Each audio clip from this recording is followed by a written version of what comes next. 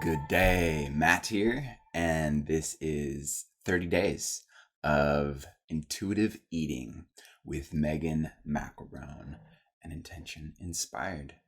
And today's intention is I am savoring.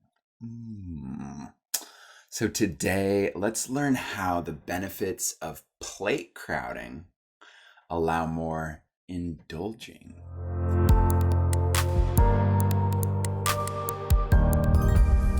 So if you are new with us here on this podcast, what we do is we focus on an intention for a period of time. They tend to be 30 days because that's just a good round number, but we've done a few 7-day journeys and some other journeys. And so this journey, this 30-day journey, we are focusing on intuitive eating, one intention at a time, and then within the intention, we have a handful of inspirations like healthy habits and journal prompts.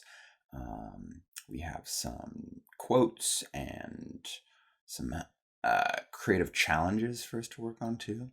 So we're going to dive right into today's session with our host, Megan. So she's going to give us a little bit of understanding of how we can approach today's intention of savoring when it comes to intuitive eating. Enjoy.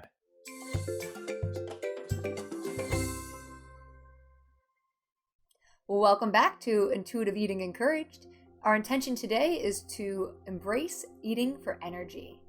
While there are a lot of other aspects to why you might have low or more high or low energy for the day, such as sleep, hydration, and stress levels, which we will be talking about, right now we want to just specifically talk about what you're eating and how you can change up the food you choose to eat specifically to give you more energy throughout the day, or at least help you with cravings and that slump you might get at like 3 p.m. And so how does that work? Well, after trial and error, what I've found to be the best way to eat for energy is to focus on balanced meals. Balanced meals created of whole foods. So I like to think of it like an 80-20 rule, where 80% of the time I eat really healthy whole foods, 20% of the time I'm indulging, kind of like the plate crowding. And so what does a balanced meal look like? Well, a balanced meal has a protein, a fiber, which is your carbohydrate, and some fats into it. And this can look however you want. Some foods have all 3 of those in there, like beans, and others only have 1, right? Like olives, they have fat. They're made up mostly of just fats. So you want to create a balanced meal. And what that might look like if you eat meat, right? So chicken, broccoli, rice. And that's like the normal dieters or bodybuilders go to, chicken, broccoli, rice, right? It doesn't have to be so boring, just simply showing you what it looks like. That's what a balanced meal is, because it's giving you the carbohydrates you need, it gives you which gives you the fiber you need, it gives you the protein you need, and it's giving you fat, all of which is going to help you feel fuller with less food, which is why we talked about like plate crowding, right? We want to fill up on these nutrient-dense foods. It's going to help you eat less and have more energy, because that's what your body needs, right? Your body functions on food for the most part. So fuel, like gasoline in your car, is food for us. And there's different types of gasoline out there. And so if you put a crappy gasoline in your car, it might not run so well versus putting in that premium gasoline. And maybe you can't afford the premium gasoline for your car, but your body isn't your car. Your body is the only place you have to live. So let's consider that we want to put premium into it as often as possible. This doesn't make you bad for indulging in junk food. It doesn't mean you can't have junk food or that you should stress out and beat yourself up for having sugar. You're going to eat sugar again in your life, probably. I know I will. It's really just about moderation and eating more for energy and less for using food to numb ourselves to life. And so what does that look like? Well, I like to explain protein, carbohydrates, and fats like so. So protein, it's whatever food has protein in it. There's healthier ones versus less healthy ones, and that usually has to do with the type of fat that food has in it. And so, vegetarian proteins like beans or legumes or tofu or edamame are great sources. Fish, chicken, turkey, great sources as well. Eggs, great sources.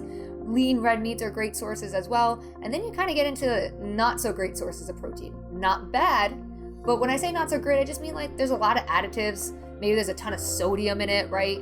And those things, they're going to have negative effects on your health over time, like higher cholesterol or blood pressure. So it's good to be aware of those things. They're not off limits, just be aware. Carbohydrates, same thing.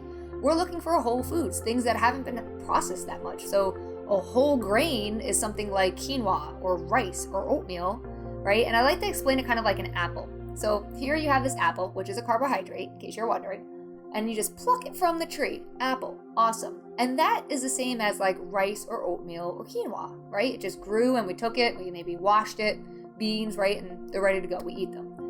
Then you can have that apple and you could peel it and you could mash it and you can make it some applesauce. Yummy, mostly apple, maybe you add a little sugar. You took away some fiber by peeling it because that's where the fiber is in the apple though, right? So it's slightly processed. And that's where we get into our slightly processed carbohydrates. So things like wheat bread or whole wheat pasta or like a protein pasta or something like that, right? Slightly processed. Not in its original whole form, but not like extremely processed and lacking all nutrients. And then we can take that apple and we can make apple pie. Still has apple in it. Definitely not as healthy as a regular apple. And that's more like your baked goods, your crackers, your chips, and all the extremely processed carbohydrates out there in the world, right? They're not bad, they're not off limits, but usually they don't fill you up and you need more than 1 or 2 servings to reach that fullness, which is showing that it doesn't have the nutrients your body needs, which is where plate crowding comes in. And so that's how I like to explain carbohydrates, because they're not bad, they're not off limits, but we want to think about, 80% of the time having it in the full apple form, whole grains, 20% of the time having that apple pie version of carbohydrates.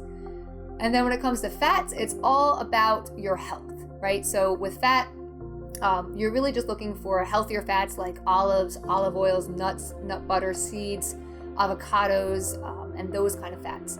I'm sure there's many more, I just can't think of them. And yogurt and stuff, right? And we want to step away from things like trans fats or saturated fats that get solid at room temperature. Cheese, mayonnaise, all those other things, butters, they're not bad, right, at all. They, for the most part, are overall just high in calories, and sometimes the fats in those aren't healthy either, so it's good to read the label on those.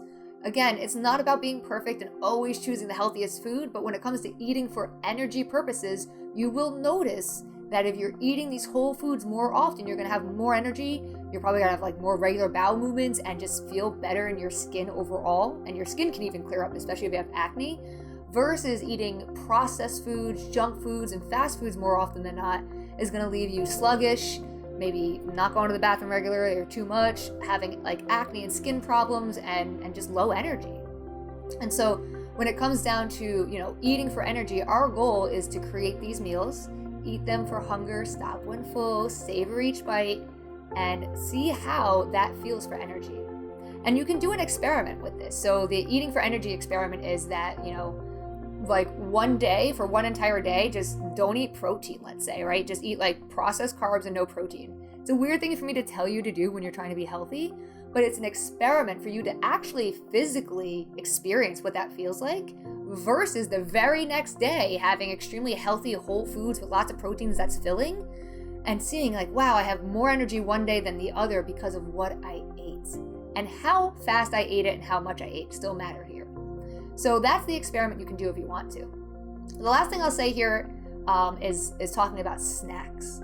So snacks are something, they're not bad, but we've definitely embraced them a lot. Like we all love snacks, at least in America, I've noticed.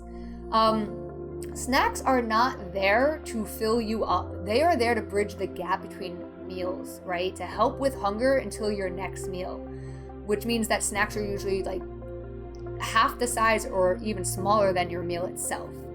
Often though, what ends up happening is our snacks are things like processed granola bars. Like I used to love Cliff Bars, and there's nothing wrong with Cliff Bars. I'm not saying there's anything wrong with them. They are fantastic if you're going on hikes and traveling and you can't get to a meal, but they are basically a meal replacement that's pretty high in sugar and they're really processed. So one Cliff Bar can be like 230 calories, where you could have like, I don't know, some other really awesome food for 230 calories, let's be real. And while we're not counting calories, it's just really good to realize, like, did that even fill you up? Was it good? And like, could you have chosen something else, right? The thing is that it was like the 1980s when snacking became popular. Before that, snacking was something that people did if necessary for hunger, and otherwise they just had breakfast, lunch, and dinner, right? And people usually grabbed healthy snacks like an apple or some nuts or carrots or Greek yogurt or something like that. And those are all amazing snacks. And even just some leftovers, like 5 bites of your leftover from dinner the next day can be a snack, right? So you can choose whole foods as your snack foods. But the world around the 1980s created snacking, like the snacking industry. And it's because, I don't know if this is the only reason, but from my research, it's because women went to work. Women stopped staying home and they went to work, which meant nobody was home cooking. Nobody was home making sure that everybody had their meal plan prepped, right? So now everybody's working, we're all super busy and nobody's cooking for themselves. So we have to get on the go stuff, right? On the go prepackaged bars, on the go prepackaged this, hit the fast food drive-through, whatever it is. But the thing is that most of these processed and packaged snacks, often they're filled with added sugars, such as regular soda or sugary coffees and energy drinks, right? These are all energy zappers because while they might say low sugar or low fat or low carb, guess what? When they're taking out a natural nutrient, they're putting in a chemical, and that chemical is going to cause reactions in your body like sugar cravings and low energy. And so it might seem like for weight loss, you're like, oh, let's go low carb. But it could backfire because what is in there? What's in there that makes it low carbs when there's low carbs? Right? We can go into the science behind it. Does it really matter? The question is can we just eat naturally occurring foods and not worry so much about the carbohydrates and simply listen to the body? And so whether it's energy drinks and beverages or sugary, granola bars and snack foods and crackers, it's good to realize that things might not be giving you fullness, right? They're not helping with hunger because they're not nutrient dense. And that includes your drinks that you're having that are filled with calories or your snack foods. So when it comes to snacking and using protein bars and all this other stuff, I was there for a long time. It's very easy to want to do that. Oh, here's this protein cookie. I forget the name of it. It's like Lenny and something protein cookies, right? And I found those and I was like, oh, protein cookies. I can eat cookies and get away with it because they're full of protein. So I'm being healthy, right? Nope. When you read the labels of those cookies, it's like half a cookie is 300 calories and has 20 grams of sugar in it. And it's not even that good of a cookie. I would much rather have a cookie I love that has no protein in it and less sugar and tastes better, right? And so that's where getting picky on what you indulge in comes in. Don't just indulge in something like a cookie because it has protein powder in it. Indulge in the cookie you actually want. Because usually those type of things, the protein bars, they're still filled with, tons of additives. And they claim they'll boost your energy. But that's not backed by anything. They're more like a superior candy bar with some protein in it, right? And then tons of sugar. That's all that you're eating there. And so you can definitely eat more whole foods. Again, all food is abundant. No food's off limits. I'm not trying to get you to become afraid of protein bars or cut them out of your life. I still eat protein bars myself. I still get my protein shakes. I like them. I'm just not living by them. They're not my snack 2-3 times a day, every day, because they're not that filling. They usually lead to me needing to eat again an hour later.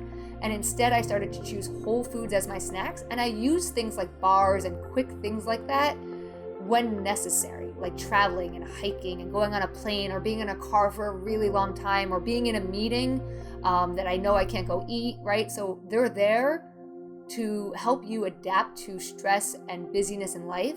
They're not there to replace meals and snacks. And so when it comes to choosing your snack foods, try your hardest to choose whole foods as often as possible and don't choose those, sugary processed snacks unless you actually like the way they taste.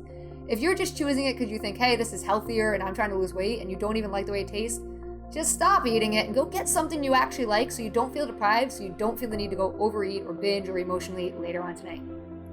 All right. So that's all about how you can eat for energy. So take time over the next few days to keep an energy journal, right? So this isn't exactly a food journal, although it could be. And just note, do you have energy today? Do I have energy 2 hours after this meal? Is this meal sapping my energy, right? Notice how if you eat a really heavy meal, fried food and stuff like that, it's do you feel like, ugh, I don't want to go back to work, right? Or if you eat, a very balanced meal, like I said earlier, like chicken, rice, and broccoli, or not that it has to be that, or just like oatmeal or eggs with toast even, right? A balanced meal that has all the macronutrients in it. Notice, does that give me way more energy without making me sluggish? That's what we're looking for when it comes to eating for energy. All right, now it's up to you to go experiment with this on your own, because your body is unique and different than mine, and things will sit differently for you. So listen to your body, listen to hunger and fullness, decelerate around food, plate crowd, and start to see what foods are giving you energy and what foods are zapping your energy from you. I will see you in the next lesson. Have a great day.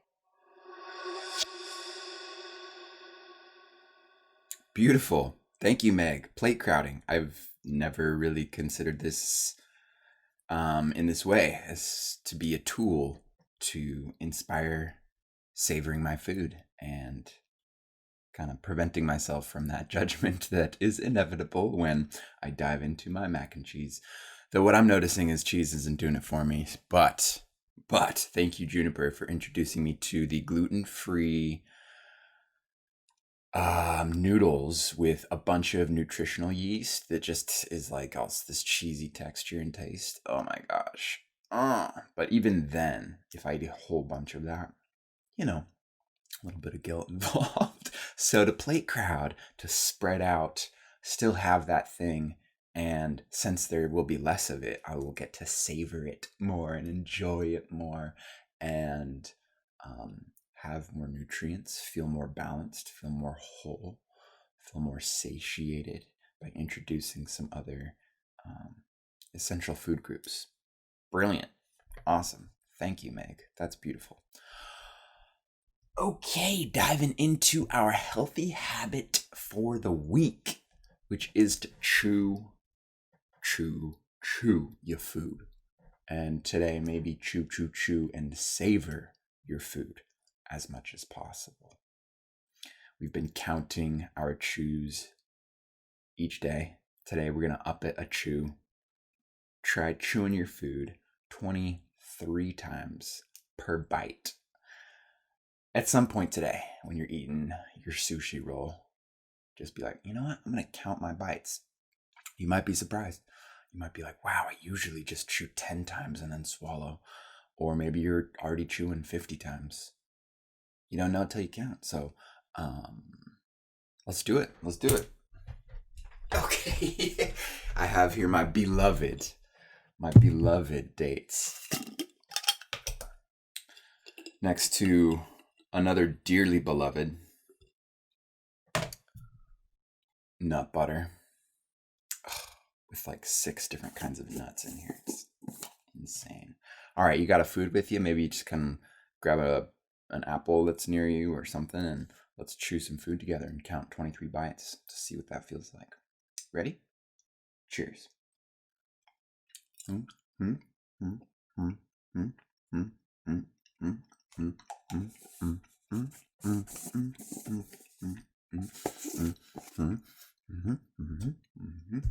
All right.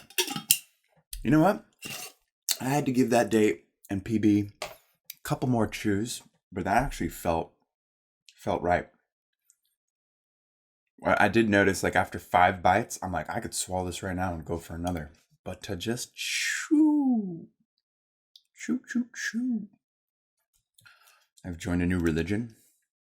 It's called Chewdeism. I'm now a chew. I have fun story to tell you about chewing. I'll save that for tomorrow. All right, let's dive into our quote for the day. Today's quote is by Eveline Triboli, who said, "If you don't love it, don't eat it. And if you love it, savor it." Nice.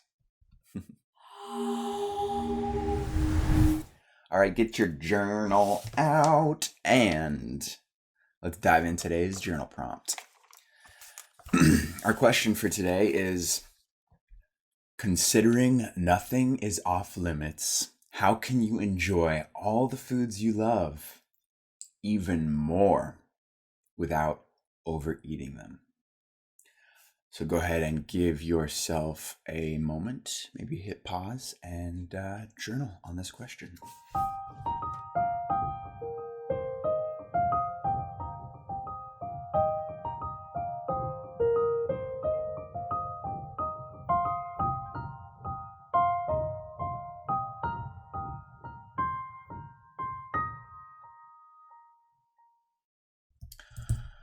So for me, the first bite and the last bite I'm noticing are certainly the bites that I savor the most.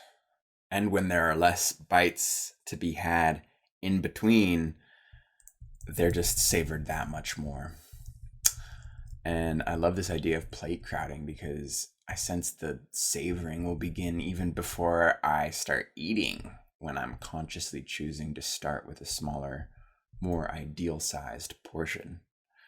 So for me, moderation is the key to really enjoy and savor all the foods and drinks and anything really that I love even more. And our last inspiration of the day is our week-long challenge. How are you doing with it? Slowing down and noticing hunger and fullness in the moment. That's been our challenge. So just a healthy reminder for you to slow down. That sacred pause.